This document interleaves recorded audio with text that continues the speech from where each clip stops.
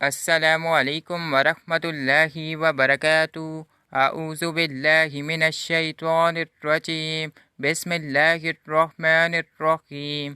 دعا کی قبولیت۔ رسول خدا صلی اللہ علیہ وسلم نے فرمایا، 4 لوگ ایسے ہیں جن کی دعا رد نہیں ہوتی یہاں تک کہ آسمان کے دروازے ان کے لیے کھول دیے جاتے ہیں اور دعائیں عرش الہی تک پہنچ جاتی ہیں۔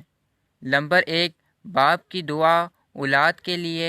نمبر 2، مظلوم کی دعا ظالم کے خلاف۔ نمبر 3، عمرہ کرنے والے کی دعا جب تک کہ وہ اپنے گھر واپسی آ جائے۔